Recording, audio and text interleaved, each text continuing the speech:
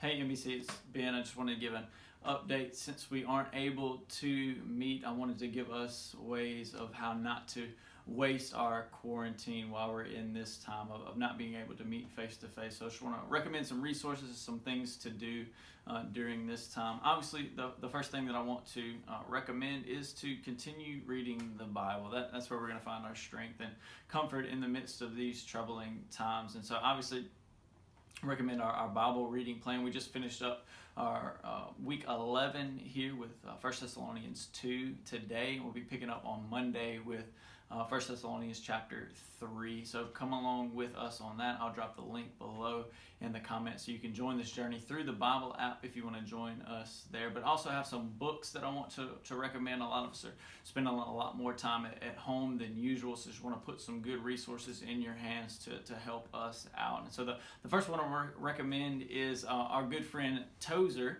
I know some of you are giving me dirty looks after this. He's so deep, but this is a short little book of his with some really good theology in it. It's called The Knowledge of the Holy. And again, I'm going to drop the authors and titles of these books below so you can see those afterwards and be able to look those up. But The Knowledge of the Holy by A.W. Tozer, a fantastic book on just some theology.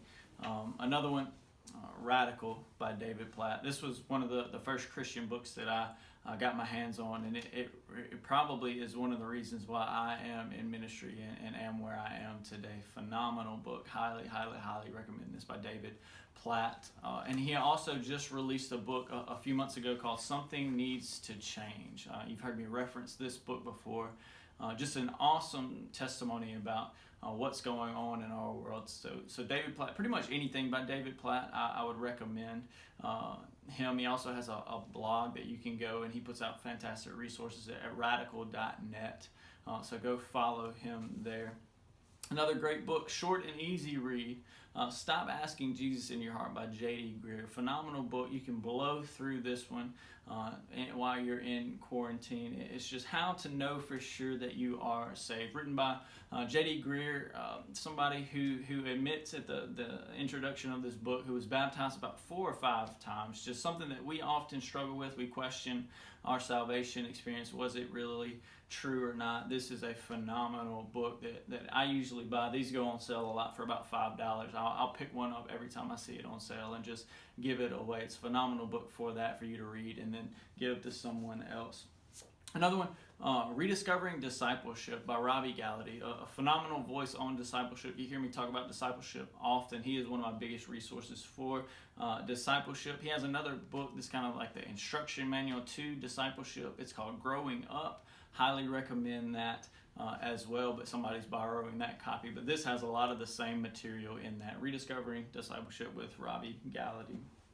And one more, this book by Wilkin. It's called In His Image, 10 Ways God Calls Us to Reflect His Character. And so, ladies listening, Wilkin is a phenomenal author, speaker, writer for the church, especially for women. And so, if you're a woman listening to this, highly recommend anything by Wilkin. She is phenomenal. And other things, you can stay up to date with different resources and articles. A couple of really good places to do that. You heard me mention radical.net, David Platt's resources. You also have the Gospel Coalition, who puts out phenomenal blogs and resources every day.